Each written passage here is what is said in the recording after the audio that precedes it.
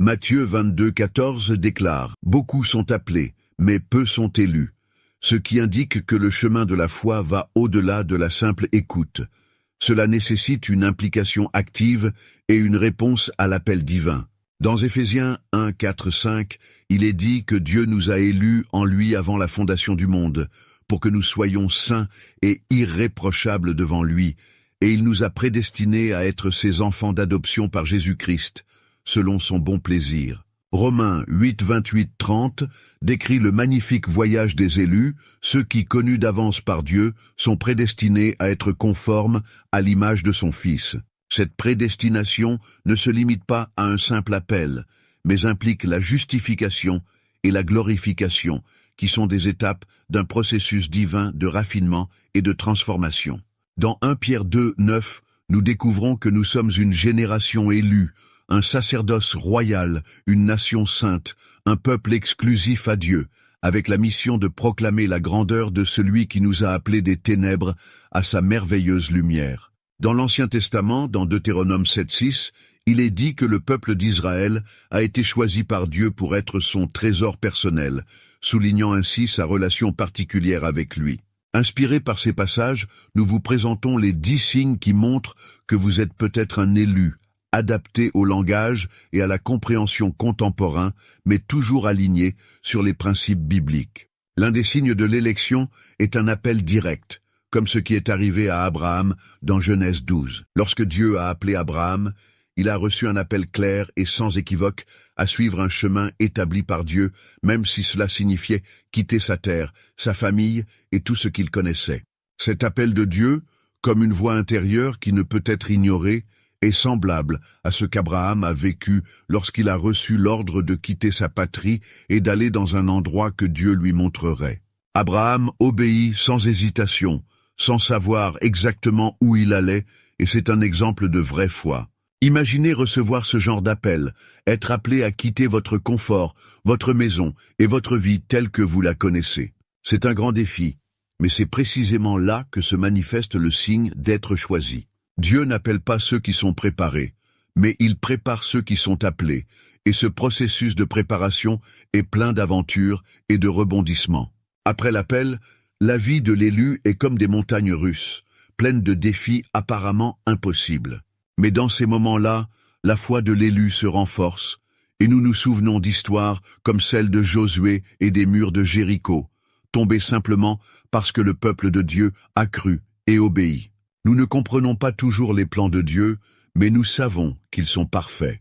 Un autre signe est l'empathie, la capacité de se mettre à la place de quelqu'un d'autre, de ressentir sa douleur ou sa joie comme si c'était la vôtre. Jésus a démontré cette empathie lorsqu'il a regardé la foule et a ressenti de la compassion pour eux, car ils étaient comme des brebis sans berger. Matthieu 9, 36. Être choisi, c'est aussi avoir ce cœur qui se soucie, qui ne reste pas indifférent aux difficultés du monde. Cependant, être choisi par Dieu ne consiste pas seulement à affronter des géants et à faire le bien. Cela implique souvent un sacrifice personnel, comme ce fut le cas de Paul, qui a dû faire face à l'emprisonnement, à la flagellation, au naufrage et à bien d'autres souffrances, comme il le raconte dans 2 Corinthiens 11, 23, 28. Malgré cela, Paul n'a pas abandonné, car il savait qu'il accomplissait le dessein de Dieu pour sa vie. En fin de compte, c'est ce qui compte, vivre le dessein de Dieu. Si vous ressentez cet appel et que votre vie est pleine de ces signes, peut-être que Dieu prépare quelque chose de spécial pour vous. Cependant, n'oubliez pas que ce chemin exige de la foi, du courage et un abandon total. La confrontation avec l'impossible, comme Josué face au mur de Jéricho, est une réalité pour les élus, qui sont souvent confrontés à des situations qui semblent impossibles aux yeux humains, mais qui sont surmontées par la foi et l'obéissance à Dieu. Après cet appel qui touche profondément l'âme, vient la partie que nous aimons le moins, les défis. Affronter un Goliath dans la vie, sans fronde ni pierre dans les mains, peut sembler impossible. Mais c'est à ce moment-là que l'histoire devient intéressante, car c'est lorsque nous sommes confrontés à l'impossible que Dieu révèle sa force. Et c'est précisément là que nous apprenons qu'aucun géant n'est imbattable. Souvenez-vous de Josué et du peuple d'Israël, regardant les murs massifs de Jéricho, ne sachant pas quoi faire. Mais ensuite, Dieu leur ordonne de marcher autour de la ville, ce qui semble être de la folie. Jusqu'au 7e jour, après avoir marché 7 fois et crié, les murs s'effondrent. Comme ça. Cela se produit parce que, lorsque Dieu commande, même l'impossible se soumet à sa volonté. Mais être choisi ne signifie pas seulement vivre de victoire. Il y a des moments où les luttes sont intenses et nous nous demandons si nous sommes sur la bonne voie. Dans ces moments-là, souvenez-vous de Job. Bien qu'il fût un homme juste et pieux, il a tout perdu, ce qui lui a semblé injuste. Mais Job savait qu'en fin de compte, Dieu avait un plan plus grand et il resta fidèle, sans perdre la foi. C'est dans ces moments difficiles que nous découvrons une force et une foi que nous n'aurions jamais imaginé avoir, une foi capable de déplacer des montagnes. Et aussi intéressant que cela puisse être, chaque défi relevé et chaque géant renversé nous rendent plus forts et nous préparent à ce que Dieu nous réserve. Chaque problème est un entraînement pour le grand jour. Si vous pensez que je n'ai pas beaucoup de foi, je vous le dis, calmez-vous, la foi se construit petit à petit, un jour à la fois. Dieu n'appelle pas ceux qui sont déjà équipés, il équipe les appelés. Donc, s'il vous a appelé, vous pouvez avoir confiance qu'il vous donnera tout ce dont vous avez besoin pour faire face aux défis. Et plus encore, il sera à vos côtés à chaque étape du chemin, à chaque fois que vous tomberez, vous relevant et vous montrant le chemin. Affrontez ces défis la tête haute, avec la certitude qu'à la fin, cela en vaudra la peine. Car lorsque nous donnons notre vie à Dieu, même l'impossible devient possible. Une profonde empathie pour les autres, la capacité de ressentir la douleur et les besoins des autres, en suivant l'exemple de Jésus, qui avait de la compassion pour les foules, est un signe frappant des élus. Cela nous permet d'avoir un impact et de guérir les vies qui nous entourent. L'empathie est un élément qui ne peut être ignoré lorsque l'on parle d'être choisi. Cela nous fait ressentir ce que les autres ressentent, regarder autour de nous et réaliser que le monde ne tourne pas seulement autour de nous. Jésus était un maître en la matière. Il a vu la souffrance des gens et a ressenti de la compassion pour eux, non pas par simple pitié, mais par un désir sincère de faire une différence dans leur vie. C'est l'élu, quelqu'un qui ne reste pas immobile face aux problèmes, mais qui propose d'aider, cherchant à faire partie de la solution. Souvenez-vous du bon Samaritain, qui n'a pas hésité à aider quelqu'un qui ne faisait même pas partie de son groupe, montrant ainsi le véritable sens d'aimer son prochain. Cependant, avoir de l'empathie n'est pas facile. Parfois, cela fait mal, car nous ressentons la douleur de l'autre comme si c'était la nôtre. Mais c'est cette même douleur qui nous émeut, nous fait sortir de notre place, et nous motive à vouloir changer le monde qui nous entoure. Et le plus intéressant, c'est que Dieu utilise cette capacité à prendre soin des autres pour faire une différence dans la vie de nombreuses personnes. Si vous vous surprenez à pleurer, à vous réjouir et à vous inquiéter pour des personnes que vous connaissez à peine, il se peut que Dieu vous appelle à quelque chose de plus grand. Peut-être qu'il veut utiliser votre cœur généreux pour répandre l'amour autour de vous. Et si le doute surgit en disant « suis-je capable ?» Je réponds « bien sûr que je le suis ». Dieu n'appelle pas les qualifiés, il qualifie les appelés. Alors, si cette empathie est forte en vous, il est temps de retrousser vos manches et de faire votre part. Beaucoup d'élus vivent une vie de sacrifice, comme Paul, qui a affronté la persécution et la souffrance pour l'amour du Christ, comme il le raconte dans 2 Corinthiens 11, 23-28, démontrant son dévouement total à la mission qu'il a reçue de Dieu. Nous ne pouvons pas ignorer le fait qu'être choisi implique de vivre une vie de sacrifice. Et quand je parle de sacrifice, je ne parle pas de renoncer à de petites choses, comme un morceau de gâteau. Je parle de quelque chose de grand, comme ce que Paul a vécu. C'était un apôtre qui a dû faire face à la persécution, à l'emprisonnement et même au naufrage. Tout cela à cause de sa mission, de son appel. Rien ne l'a fait abandonner. Cependant, ne vous laissez pas tromper en pensant que cela est réservé aux apôtres du passé. Être choisi aujourd'hui exige aussi des sacrifices. Parfois, nous devons abandonner certaines choses pour une cause plus grande, mettre de côté nos propres désirs pour poursuivre ce qui doit être fait. Et croyez-moi, ça fait mal. Cela fait mal parce que, bien souvent, nous devons mettre de côté nos plans et nos rêves pour suivre le plan de Dieu. Mais la beauté de ce processus réside précisément dans l'abandon, dans la confiance que même si nous ne comprenons pas tout maintenant, Dans le futur, cela aura un sens parfait. Chaque sacrifice est comme une pièce d'un puzzle géant, et Dieu est celui qui sait comment l'assembler. Même si cela fait mal, à chaque pièce posée, nous nous rapprochons de l'achèvement de cette œuvre divine. Maintenant, imaginez-vous en train de vivre votre vie, et soudain, Dieu vous demande quelque chose de grand. Quelque chose qui, à première vue, semble trop. C'est là que la foi entre en jeu. La foi, c'est croire même sans voir le dénouement de l'histoire. Et oui, ce n'est pas facile. Parfois, nous avons même envie d'abandonner, mais souvenez-vous de Paul. Même après avoir été lapidé et emprisonné, il est resté ferme, sachant qu'à la fin, tout cela en vaudrait la peine. Et en effet, cela en vaut la peine. Vivre une vie de sacrifice ne se résume pas seulement à la douleur, il s'agit aussi de gain. Gagner la foi, la force, la compréhension de ce qui compte vraiment, et surtout, se retrouver en Dieu d'une manière si profonde que rien d'autre n'a de sens sans lui. Lorsque nous atteignons ce point, nous comprenons que chaque sacrifice, chaque douleur, avait un but. Si vous parcourez ce chemin en sentant que Dieu vous demande quelque chose de grand, quelque chose qui exige quelque chose de vous, je vous dis, allez-y. Cela fera mal, ce sera difficile, mais la récompense. Ah, la récompense est éternelle. C'est ressentir la présence de Dieu d'une manière si réelle qu'il semble possible de la toucher. C'est savoir que, d'une certaine manière, vous faites partie de quelque chose de bien plus grand que vous-même, quelque chose qui va au-delà de cette vie. Et lorsque l'envie d'abandonner vous frappe, rappelez-vous, vous n'êtes pas seul. Dieu est avec vous à chaque étape du chemin, vous tenant la main même lorsque vous ne la sentez pas. De plus, il y a beaucoup de gens, comme vous, qui portent leur croix et font des sacrifices, tout cela pour se rapprocher de Dieu. Parlons maintenant de quelque chose de très spécial qui marque les élus, la révélation et la compréhension profonde des Écritures. Il ne s'agit pas seulement de lire la Bible, mais de ressentir les paroles directement dans votre cœur. Un exemple de cela est le moment dans Luc 24, 45, où Jésus ouvre l'esprit des disciples afin qu'ils puissent comprendre les Écritures. Cette capacité à voir au-delà des mots écrits, à trouver une direction pour sa vie à travers eux, est un signe clair que Dieu guide l'élu. Ce don n'est cependant pas exclusif à ceux qui ont déjà une connaissance biblique approfondie.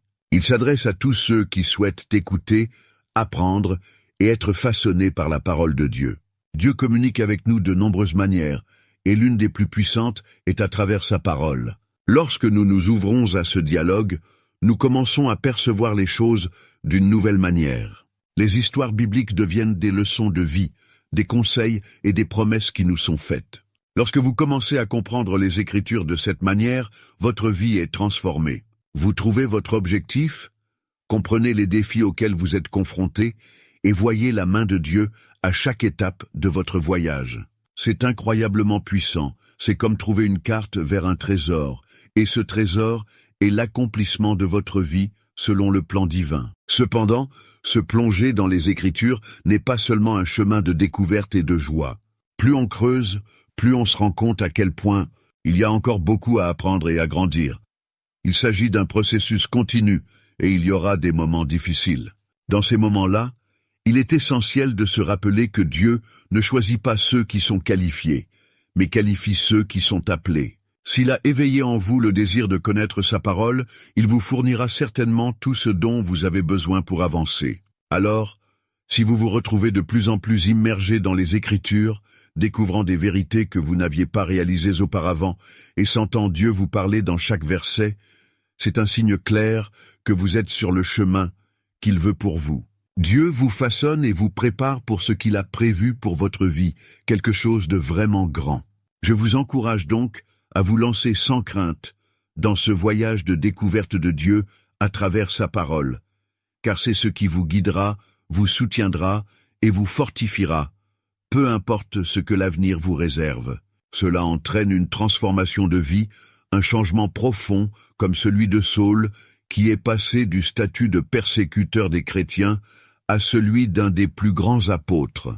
Après avoir plongé dans les profondeurs des Écritures et nous être laissés façonner par elles, nous atteignons un point crucial dans la vie d'un élu, une profonde transformation personnelle. C'est ce qui est arrivé à Saul, qui, sur la route de Damas, a eu une rencontre si intense avec Jésus que non seulement son nom a changé en Paul, mais toute sa vie a été transformée. Il cessa d'être un persécuteur des disciples du Christ et devint l'un des plus grands apôtres, consacrant sa vie à diffuser le message qu'il avait auparavant tenté de faire taire. Ce changement dans la vie de Paul est un exemple clair du pouvoir transformateur qui vient du fait de suivre l'appel de Dieu.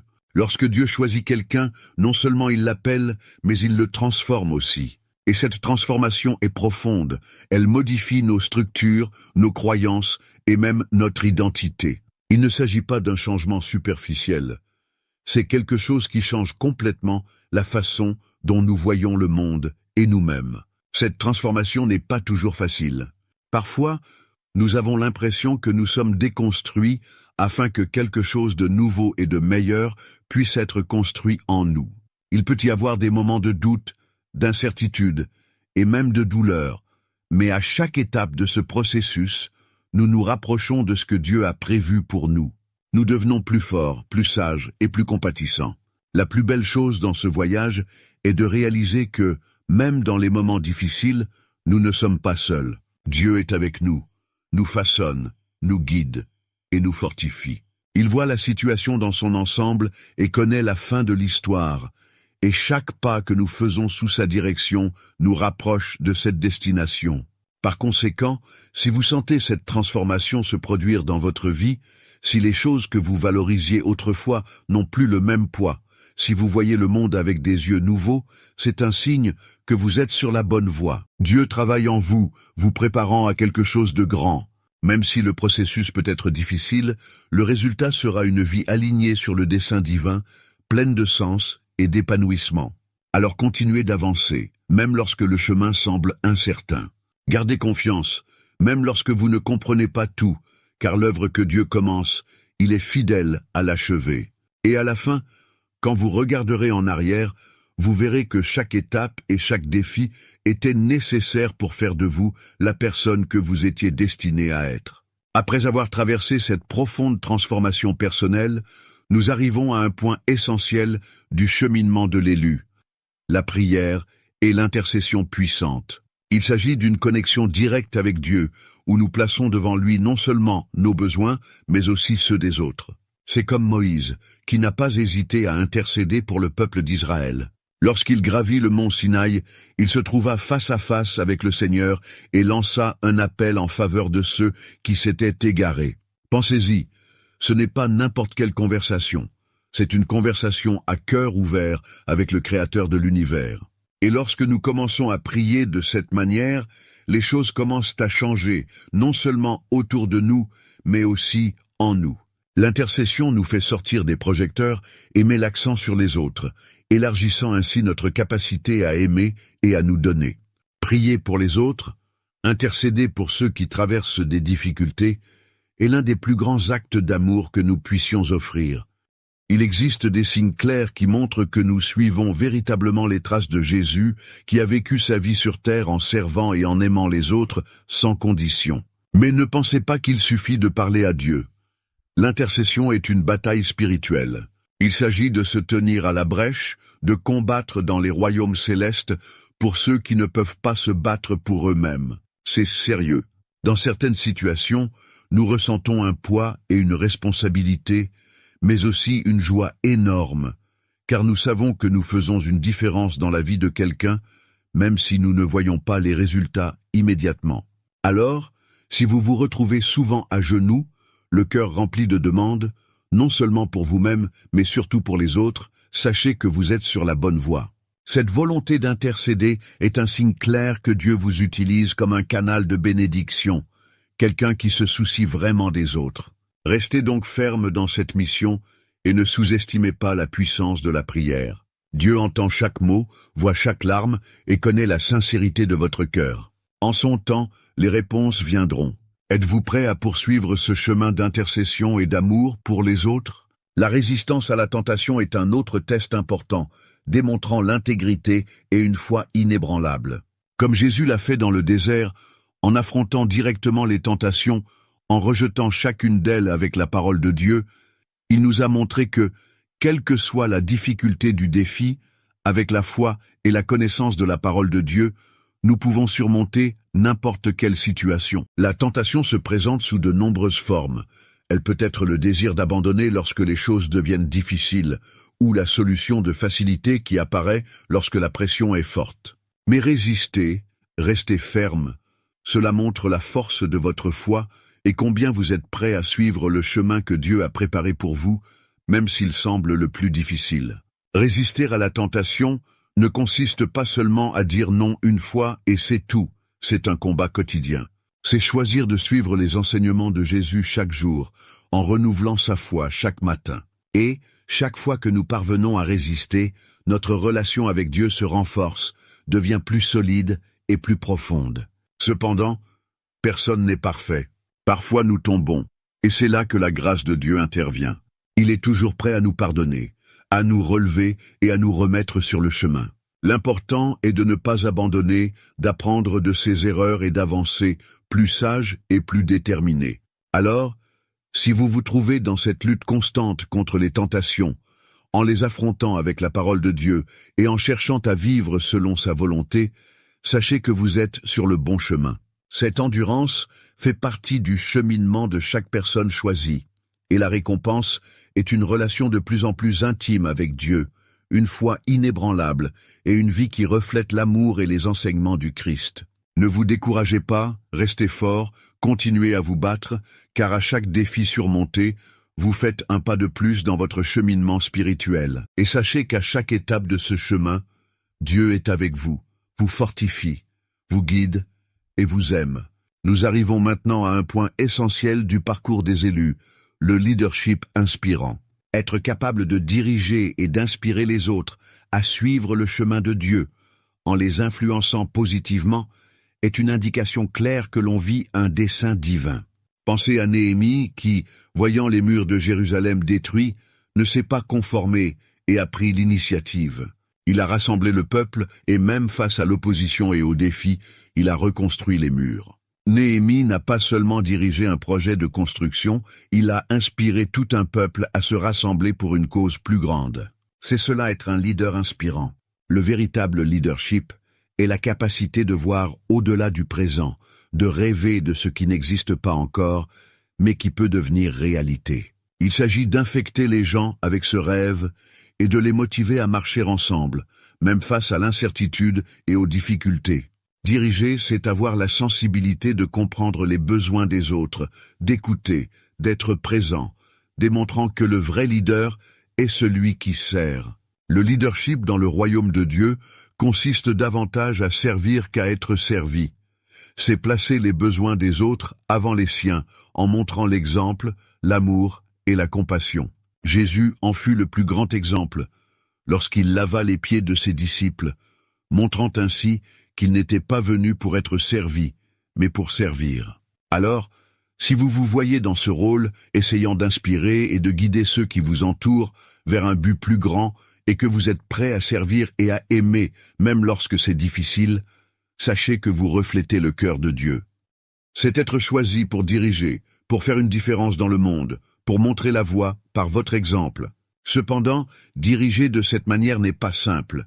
Il y aura des moments où vous vous sentirez fatigué et découragé, comme si vous portiez un poids immense. Mais c'est précisément dans ces moments-là que vous devez vous rappeler où tout a commencé, vous rappeler qui vous a appelé à cette mission et qu'il est à vos côtés, vous fortifiant, vous offrant la sagesse et le courage d'avancer.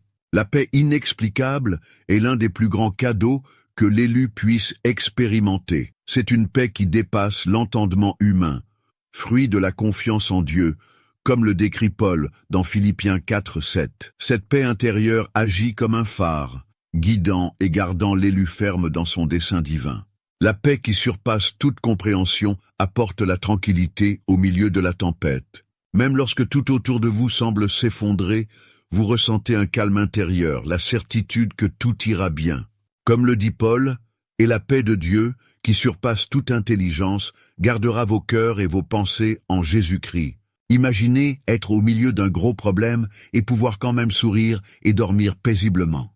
Cela n'arrive pas parce que le problème a disparu, mais parce que vous savez que vous n'êtes pas seul. Dieu est avec vous, et cette certitude apporte une paix qui ne peut être expliquée. Cette paix est l'un des plus grands signes que vous êtes un élu, car dans un monde plein de confusion et de douleur, avoir la paix n'est pas quelque chose de normal. Ce n'est pas quelque chose que vous décidez simplement d'avoir. Cela vient d'une relation profonde avec Dieu, d'une confiance totale en sa bonté et sa puissance. Et le plus impressionnant, c'est que cette paix n'est pas seulement pour vous.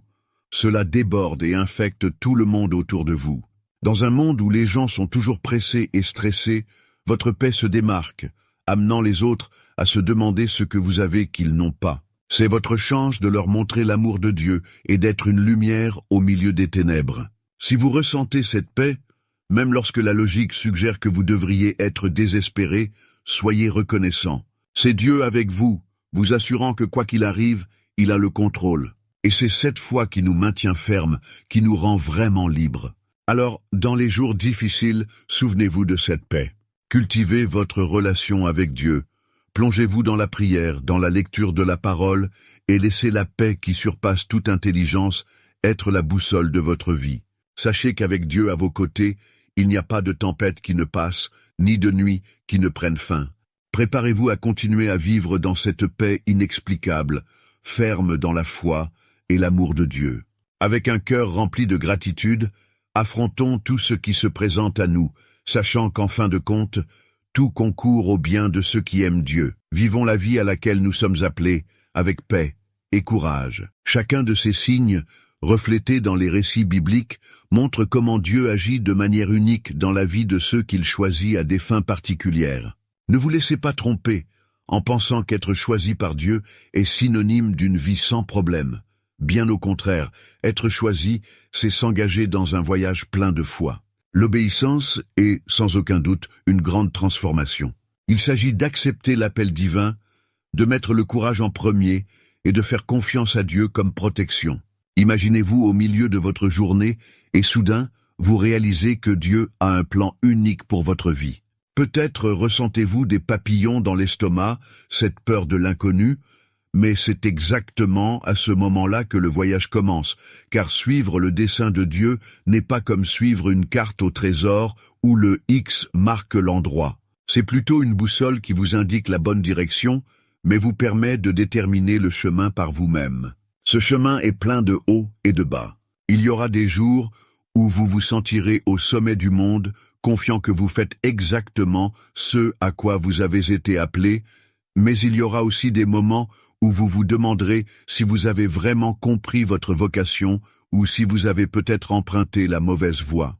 Cela fait partie du voyage. Être choisi par Dieu ne signifie pas avoir toutes les réponses ou ne jamais rencontrer de difficultés. Cela signifie continuer à avancer même lorsque le chemin devient incertain. Il s'agit d'apprendre à faire confiance, en sachant que même dans les tempêtes, Dieu a le contrôle, vous guidant vers des eaux plus calmes.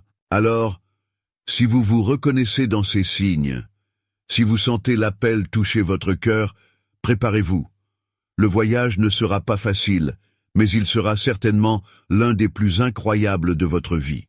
Il n'y a rien de plus gratifiant que de savoir que vous vivez le but pour lequel vous avez été créé. Avancez avec la foi comme guide, l'obéissance comme guide et la transformation comme destination. N'oubliez pas, chaque pas, chaque défi et chaque victoire sont des éléments essentiels de ce merveilleux voyage que Dieu a prévu spécialement pour vous.